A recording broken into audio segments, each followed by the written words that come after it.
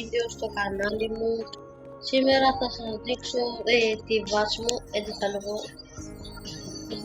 Ξεκινάμε από το φτωχικό όροφο. Εντάξει, εδώ κάποια γκορίλου για να κάνουμε τα regular, μήπως πάρουμε lost hackers. Και από εδώ νούτικα είπαμε στο πρώτο όροφο. Και μετά ξεκινάει λίγο καλός όροφος, νούτικο είναι αυτό.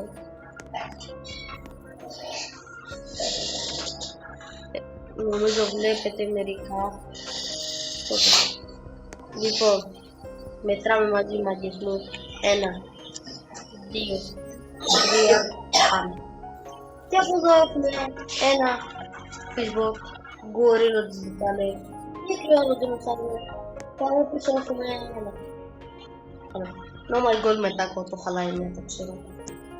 Ένα μπανανίκο. Και αυτό δίνει 153 μημάτες μου. Και από εδώ ένα άλλος μπουρνίκος, μετά που το χαλάει πάλι, δεν το ξέρω.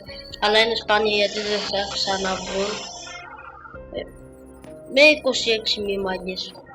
Λοιπόν, ένα facebook, εντάξει αυτό, είναι για ένα brand που θέλει από site. Οπα, δείξαμε μερικά. Λοιπόν, ξεκινάω από εδώ. 1, 2, 3. Μάγκες μου, εδώ βλέπουμε ένα εσωξέκονα με μπομπαρδίλο trade και gold. Και εδώ βλέπουμε ένα ζουγάρι από εδώ. Ένα τσιγνούλο μετά ακόμα το χαλάει, δεν το ξέρω. Αλλά είναι σπάνιο μάγκες μου. Και ένα, μέχρι σε 1, 2, 3 και πάμε. Και από εδώ έχουμε 3 tank και λεπτά.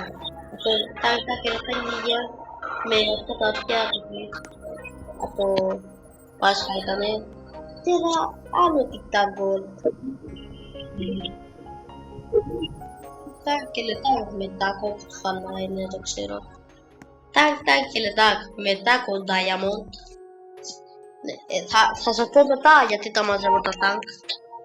Λοιπόν, 217 μετά από και bubble glam trade. Bubble glam, πώς λέγεται αυτό που είπα. Ένα gold με fire trade. Να μπαντζεύω και τα tank θα μπαντζεύω για να πάρω